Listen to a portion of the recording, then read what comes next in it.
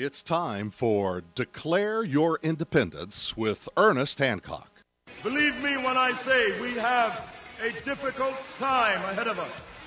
But if we are to be prepared for it, we must first shed our fear of it. I stand here without fear because I remember that I am here not because of the path that lies before me, but because of the path that lies behind me. I remember that for 100 years we have fought these machines. And after a century of war, I remember that which matters most. We are still here! Tonight, let us make them remember we are not afraid!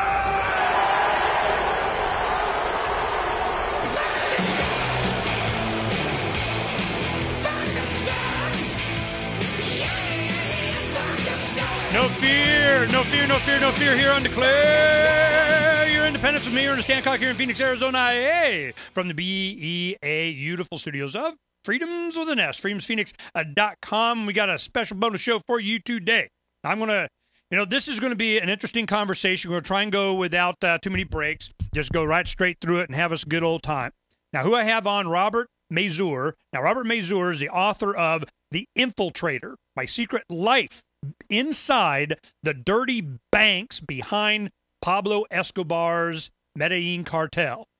Well, is there a bank that isn't dirty when it comes to this drug war stuff? Well, that's one thing I'm going to ask right off the bat. Robert, tell me, are there good banks, in your opinion, that don't break the money laundering laws, or any of those left?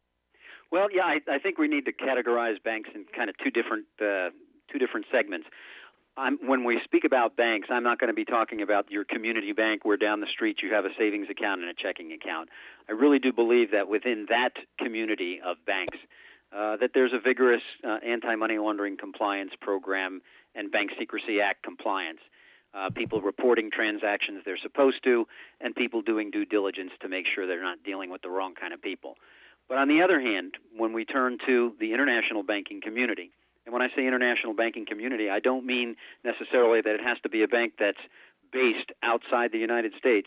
We certainly have many international banks that are based in the United States, in Citibank, Bank of America, Wells Fargo, and it goes on and on. But that also includes other banks outside the United States that are very often involved in cross-border transactions. And with respect to those that are involved in cross-border transactions, I'm afraid to say that at least it's been my experience that there's been a good number of them that have established marketing plans to assist extraordinarily wealthy individuals. These may be people involved in income tax evasion, customs duty evasion. It could be money launderers, drug traffickers, arms dealers. It could be people who are pilfering treasuries, like in Libya, where the Gaddafi family probably has pilfered quite a bit. It could be individuals who want to deal with our enemies. It could be people who want to deal with Iran and other enemy governments that are prohibited by law for us to deal with. There is a segment of the international banking community that offers services to people who want to break those laws. There's no doubt about it. There's a body of cases that have come forth in the last 4 or 5 years that case after case after case demonstrate a systemic activity within the bank to provide services to people like that. We can look at, and I'll just run through a bunch of them, and you can pick anyone you want to get into the particulars about. But in March of 2010, last year, Wachovia Bank admitted a criminal offense in connection with their activities. We have Bank Atlantic in 2006 did the same thing. American Express Bank International in 2007. Union Bank of California, 2007. Lloyds Bank in 2009, Credit Suisse in 2011, UBS in 2009, Deutsche Bank in 2010, Credit Suisse in 2009, AMB Ambro in 2010, Barclays Bank in 2010. Each and every one of those banks that I just mentioned entered into what is called a deferred prosecution with the U.S. government. And in my mind, a deferred prosecution is legal speak for a slap on the wrist. A deferred prosecution means we have brought a criminal offense against you in an indictment or an information. we are agreeing with you. The bank says, I agree, yeah, we did commit that criminal offense. And the bank says, well, and the government says, well, okay, now for the next 12 months, you need to demonstrate to us that you're not going to do that nasty behavior anymore. And at the end of that 12 months, if you do that, we're going to dismiss the indictment. And you're also going to have to pay a fine. And so the fines have ranged from anywhere from $750 million, down to the tens of millions of dollars. But each one of those institutions paid those fines. The interesting thing to me is that other than one of the banks that I mentioned, other than two of the banks that I mentioned, no individuals were ever held criminally responsible for the conduct of the bank. And in one instance, in UBS's instance, the only person who's gone to jail is the whistleblower who brought the information forward to the U.S. government to make them aware of the criminal conduct at UBS. So I just don't find that to be a very balanced administration of justice. Okay, now this is, I know my audience is just sitting there chomping at the bit. Get him, Ernie, get him. They're freaking out because everything that you're talking about is a product of some kind of prohibition against moving pieces of paper. And it's like regulating, I don't know, commodities, silver, a nail, hammers. I mean, it's some of it is terrorism. I don't know how you put it in that category. Okay, terrorism based on? Terrorism based upon an attack on the soil of the United States. So when you have a crime like that, you prosecute the crime. And my thing is that we had this discussion before, and I want to when you talk about criminal activity, I want to make sure that we're talking apples and apples here, because being an infiltrator inside the dirty banks behind one of the big drug cartels gave you certainly, I would hope, a perspective, and your experience of what you just described is that when they are caught, they just want to get their cut. Government's just a gang with a flag. They're just like, hey, man, where's our cut? Okay, here's your cut. Okay, we're done. I agree. So I'm going, all right, so how's that working out? Then you have the largest corporations doing it. What happens when you talk about the smaller banks, your local banks, complying with all this know your customer, and you called it the Secrecy Act or something? What, you started off with that? That's the actual law itself is identified as the Bank Secrecy Act. Okay. Bank secrecy. Now, is the bank secret or the people secret, or is it just government speak for it's always opposite of whatever they say it is? I think that's just a label. You call an orange because you and I recognize it as orange. They could have called it the Bank Non-Secrecy Act, as far as I'm concerned. There's certain things that need to be done under the statute, and that's really what the meat is all about. Okay, so here we have the local bank where regular Americans are, the 99% of us that are banking with any institution, we are the ones that are complying with the law, the bad. You mean the banks are complying with the law because there's no legal requirement imposed upon you as an account holder. There's a legal requirement. I want to use the bank. I want to get my money. I want to transfer my money. I want to wire my money that I do it, or I don't get to wire my money. Sure, you can do that, and it's all legal. And these laws don't relate to you as an account holder. They relate to the bank and the bank's responsibility to report certain types of transactions. To do what? To report transactions. From who? By the individuals who conducted them, but that doesn't make the transaction illegal. There's nothing wrong with that. Okay.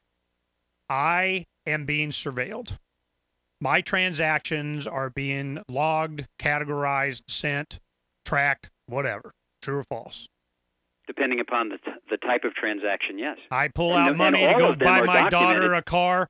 I get $6,700 to get her a nice little car cap. Boom, man, you're on the list.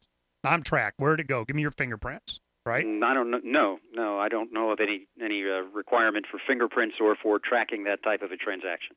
Okay, well, tell me what is tracked. Any type of a currency transaction that's over $10,000 in either way across the teller line.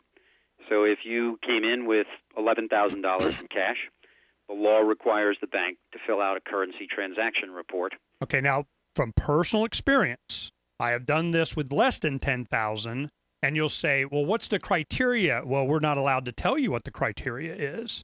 because it could be structuring. You could be doing it more than once, or maybe you go in the next time. So don't tell me it doesn't happen, because it's happened to me.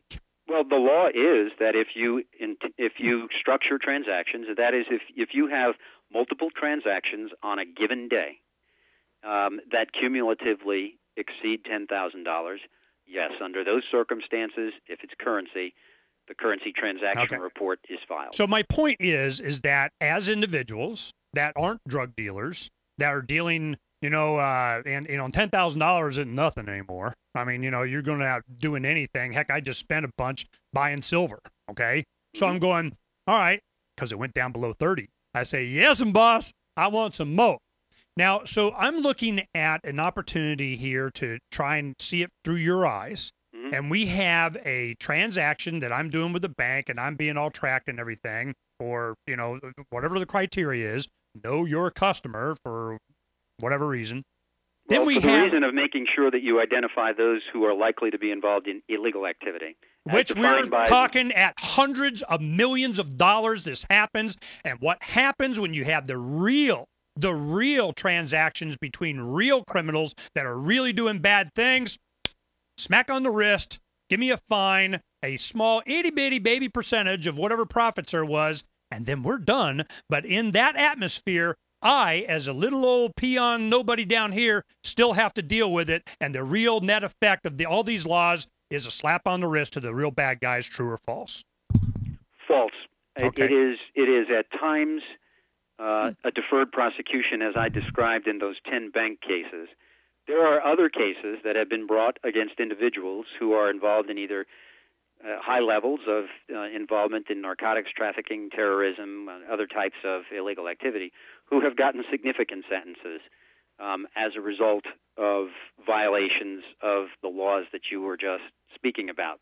I take great exception to the government's decision to impose a fine on a financial institution that does something like what Wachovia Bank did in March of 2010, and that is to have solicited $400 billion in deposits during 2004 through 2007 from account holders in Mexico, and to provide to them, among other services, the physical transportation of bulk currency from Mexico back into the United States. And I say back because, in my view, that money was earned on the streets of the U.S. From drug trafficking for the most part.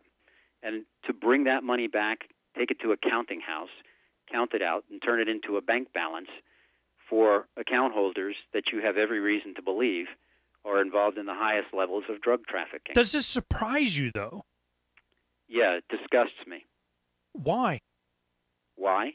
Yeah, no, I mean, why does it surprise? Why is this? Because it's a law, or because, I tell you what the banks are in the business of doing, especially as times get rough. We're into making some money, and that's and it's going to happen. If it's not the banks, it's going to be somewhere else. It's going to get laundered through shopping malls. It's going to be casinos. It's going to be something. There'll certainly be continued efforts, but I was an undercover agent. I was on my own. I didn't carry a badge or a gun, and I rarely had a cover team.